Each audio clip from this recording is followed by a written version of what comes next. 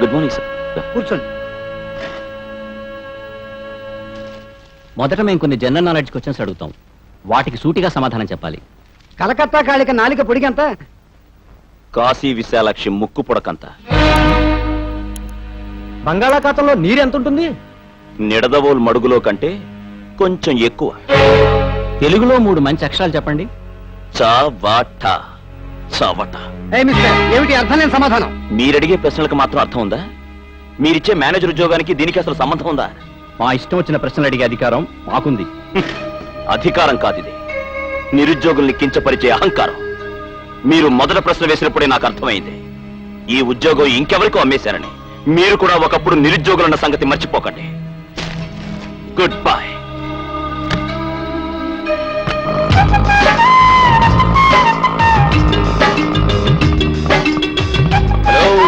Hello hello. బాబాయ్, ప్రశాంత్ ఏమిటి చాలా ఉత్సాహంగా హుషారు కొట్టినాడు? ఏముంది, ఇంటర్వ్యూలో ఆఫీసర్లను తిట్టుంటాడు, వాళ్ళ చచ్చు ప్రశ్నలకి వీడు తెక్క సమాధానం చెప్పుంటాడు. ఏరా ప్రశాంత్, ఇంటర్వ్యూ మళ్ళీ మామూలేనా? షరా మామూలే. ఇక నుంచి ఇంటర్వ్యూకి వెళ్ళడం విరమించుకున్నాను. వాళ్ళ చుట్టూ తిరిగి టైం వేస్ట్ చేసుకోవడం కంటే మనం నమ్ముకున్న ఆటో నడుపుకోవడమే బెటర్ బాబాయ్. శభాషరా బేట. ఆటో అభిష్ వస్తావా? అరేసిన్, నువ్వు వెళ్ళరా. అయ్యా మహాప్రభు, మీరు పెద్ద జర్నలిస్ట్ అని ఒప్పుకున్నామండి. అందుకని ఇలా 24 గంటలు పేపర్లలో మునిగి తేలుతుంటే మీ ఆరోగ్యం ఏమవుతుంది?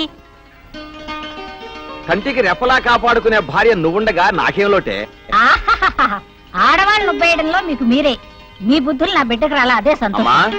అదిగో వాడు వచ్చేసాడు. ఇటు ఇవ్వు నాన్న. ఇంత పొద్దుపోయిందాక కష్టపడకపోతే ఏమైందిరా? కొంచెం పెందలాడే ఇంటికి రావచ్చుగా. ఇదేమన్నా గవర్నమెంట్ ఉద్యోగమా టైంకి రావడానికి? కాదు కాబట్టి మన ఇష్టం వచ్చినప్పుడు ఇంటికి రావచ్చు. ఒరేయ్, ఓ పని చేయరా, భోజనం టైం కావడంతో ఆటోలో ఉన్న ప్యాసింజర్స్ తో నాకు టైం అయిపోయింది, లేటుకి వెళితే మా అమ్మ తిడుతుంది అని ప్యాసింజర్స్ అర్ధాంతరంగా రోడ్డు మీద కుదేసి నువ్వు ఇంటికి వచ్చేసి. గొప్పగా చెప్పారులేండి. నువ్వెందుకని అవుతా? ఫోన్లే అన్నయ్య, ఆటోలో ఆ టైంకి ఎవరున్నా సరే ఇంటికి తీసుకొచ్చాయి, అందరూ కలిసే భోంచేయచ్చు. బ్రహ్మాండం పాప.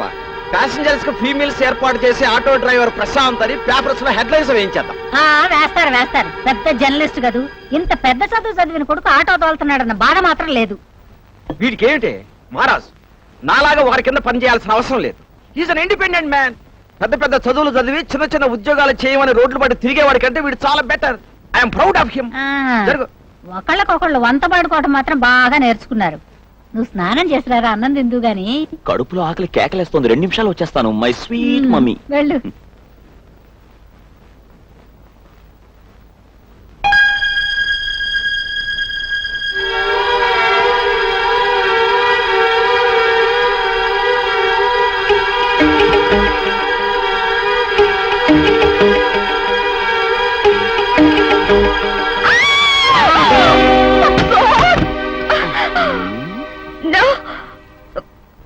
సిగ్గుందా నీకు? మగాళ్ళ బెడ్రూమ్ లో మంచం కింద దొరచా? ఓహో, అయితే మంచం పైకి రావచ్చా? చైతి, అసలు నా బెడ్రూమ్ లోకి ఎందుకు వచ్చావు? నిన్ను ఆట పట్టించి భయపెడదామని. అయినా కాబోయే మొగుడు బెడ్రూమ్ లోకి వస్తే తప్పేమిటి? నేను నీకు కాబోయే మొగుడ్నా? ఎవరు చెప్పారు?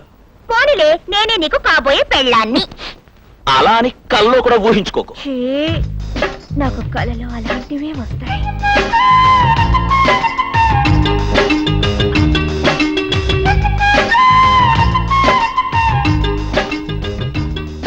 నన్ను కౌకిట్లో చేర్చుకుని లాగి లంపకాయ కొట్టాడు. మగాడు ఎవరిని కొడతాడో తెలుసా? తన సొంత మనిషిని. అంటే నేను నీకు సొంత మనిషిని అన్నమాట. నువ్వు నా కాబోయే మొగుడు కాబట్టి నేను నిన్ను ముద్దుగా కామో అని పిలుస్తాను. కామో కామో కామో, నాకొకటివ్వవా? అలాగే ఇస్తాను. అది కాదు, ఓ మొగుడు పెళ్ళానికి ఇచ్చేది. ఓ బయటికి, ఓ బయటికి. ఇస్తానని మాట ఇచ్చావు, అది నాకు బాకీ ఉన్నట్టే లెక్క. ఇచ్చే. నువ్విచ్చేంత వరకు నేను నిన్ను వదిలిపెట్టను.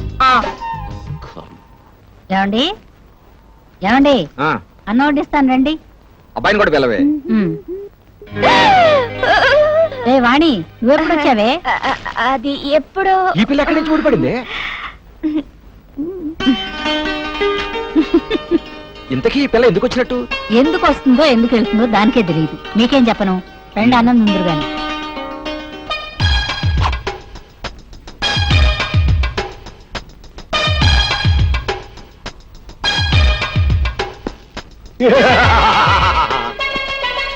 ఎక్కడికన్నయ్యా వెళ్తున్నావు? ఎక్కడికే ఉంది? సంఘంలోకి. సంఘం ఎక్కడ ఉంటుంది? బయట ఉంటుంది.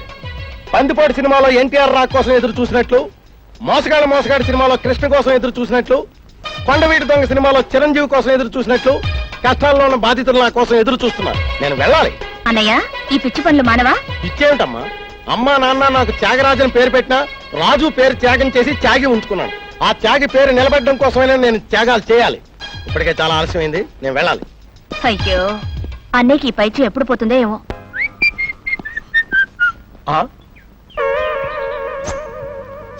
ఓ మై కంట్రీ, భావి భారత పౌరుడిలా కష్టపడడం నేను చూడలేను. ఏమయ్యా, సిగ్గులేదట నీకు? ఇలాంటి చిట్టి చిన్నారుల చేత వెట్టి చాకరీ చేయిస్తావా? నువ్వు తప్పుకో బాబు, నీకు సాయం నేను చేస్తాను.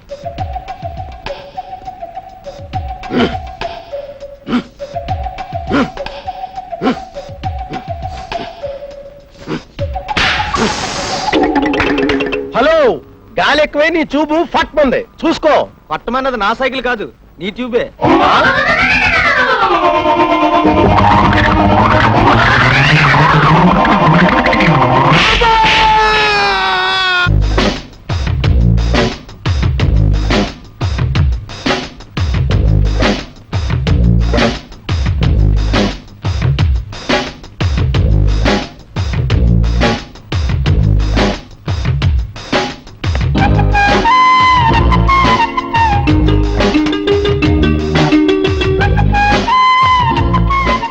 ఏమిటో చూపు.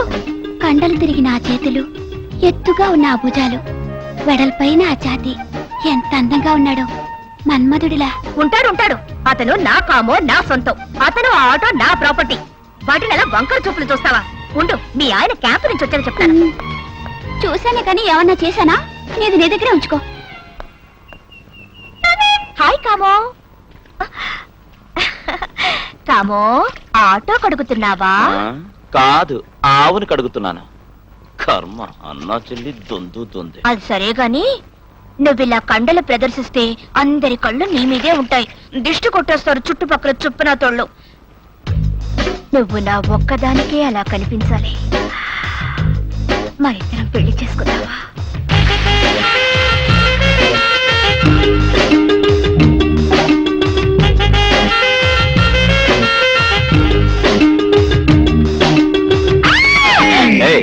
ఏమైంది నీకు? నువ్వు ఆటో కడుగుతున్నప్పుడు ఎంత అందంగా ఉన్నావో తెలుసా? మొదలెట్టావా అందం గురించి నీ వర్ణన? ఇక నీకు బ్రేక్ వేయడం కష్టం.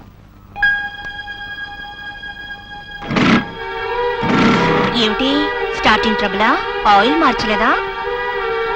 ఆయిల్ కి నీకు వద్దన్నం, వెళ్ళరా. నా బాకీ తీర్చేస్తే నేను వెళ్తాను. బాకీయా? ఉండిస్తాను.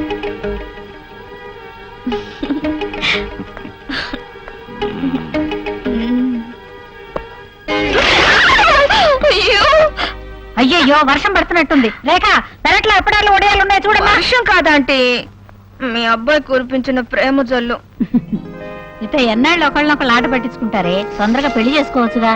అది అలాగని మీ అబ్బాయికి ఆర్డర్ వేయండి. ఏమిటి వాడికి నేను చెప్పడమా? సరిపోయిందమ్మా. మీరు తెలుసుకోండి పోండి. తేల్చుకుంటా. అందరి ముందు మీ అబ్బాయి చేత ఐ లవ్ యూ అనిపించుకొని తొందరలోనే తాళి కట్టించుకుంటా.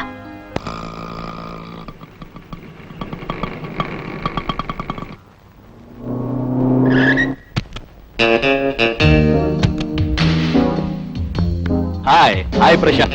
Hi David. చాలా కాలమైందిరా నేను చూసి. ఎలా ఉన్నావు? బానే ఉన్నానురా.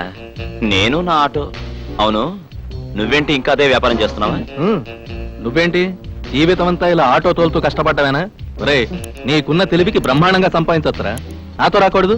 రాజాలాంటి లైఫ్ చూపిస్తాను. థ్యాంక్స్.